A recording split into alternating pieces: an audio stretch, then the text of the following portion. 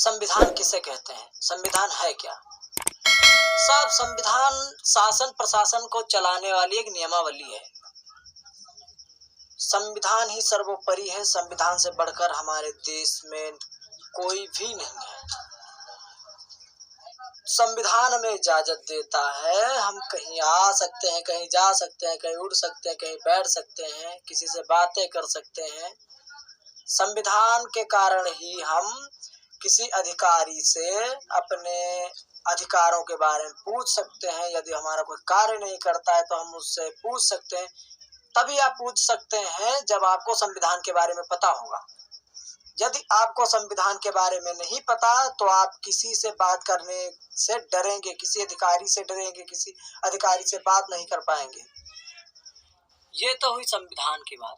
अब संविधान के बारे में थोड़ा और कुछ जानते हैं सर कि संविधान निम्न प्रकार का होता है: लिखित संविधान, अलिखित संविधान, उद्विग्नित संविधान।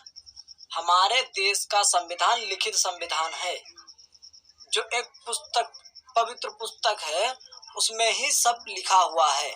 और ब्रिटेन का साहब संविधान अलिखित है, वहां संसद बैठकर ही कानून बनाती है।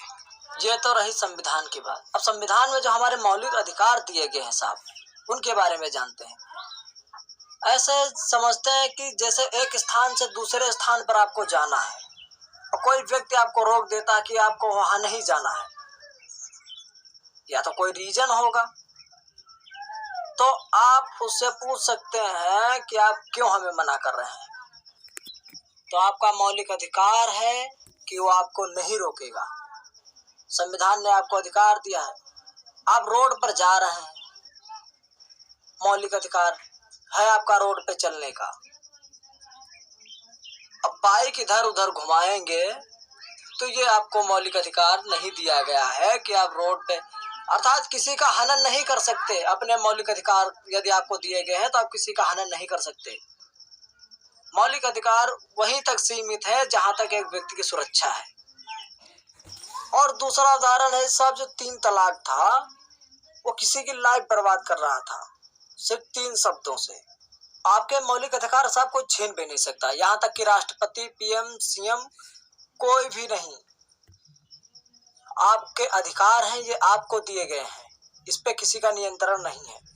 पर साहब, यदि देश पर कोई इमरजेंसी आ जाती है, देश पे कोई ऐसा खतरा आ जाता है कि हमारे मौलिक अधिकार उनके आगे फिर नहीं टिकाया जाता, फिर राष्ट्रपति को अधिकार है कि वो इमरजेंसी में उन मौलिक अधिकारों पर नियंत्रण लगाएगा। जैसे कोरोना हुआ था जब लॉकडाउन में, तब हमारे मौलिक अधिकार सीमित कर दिए गए थे कि बाहर नहीं निकलना, मौलिक अधिकार था बाहर जाए, कहीं टहलने का, तब वो लॉकडाउन में बंद कर दिए गए थे। नहीं इनका विरोध कर सकते कि आपने ये क्यों कर दिया। अब सब मौलिक अधिकार में ये भी बताया गया कि आप कहीं जा सकते हैं, कहीं टहल सकते हैं, कहीं आप स्वतंत्र हैं आने जाने के लिए। पर सब मौलिक अधिकार वहां भी रद्द कर दिए जाते हैं जहां पर सरकार को लगता है कि वहां खतरा है। खतरनाक जगहों पर आपके मौलिक अधिकार नहीं चलते। जैसे कि बॉर्डर के पास आपको टहलने का मौलिक अधिकार नहीं है, वहां पर आपके मौलिक अधिकार रद्द कर दिए जाते हैं। क्यों पता नहीं, आप टहलने गए, जंग हो गई, आपके भगवान ना करे कभी कुछ हो, आपको ही लग जाए, वह जवान तो खड़े हो आपको बचाने के चक्कर में अपनी जिंदगी खो दे या आपकी जिंदगी चली जाए। तो ऐसी जगहों पर भी प्रतिबंध सरकार लगाती है इन मौलिक अधिकारों पर। आप नहीं इनका विरोध कर सकते कि आपने ये क्यों कर दिया। अब सब, यदि आपके संविधान में ये भी लिखा है कि यदि आपके मौलिक अधिकार का कोई हनन करता है, मौलिक अधिकार, तो आप सुप्रीम कोर्ट, हाई कोर्ट जा सकते हैं। तब ये नहीं साहब कि आप खतरनाक जगहों से घूमने से आपको मना कर दिया गया, बॉर्डर के पास जाने से मना कर दिया गया है, तो आप सुप्रीम कोर्ट डायरेक्ट चले जाए, तो वहाँ का न्यायाधीश ही आपको भगा देगा। हमारा आपका यहीं तक का आज का सफर रहा। और सब शिल्पकार इंडिया चैनल को सब्सक्राइब करना ना भूलें।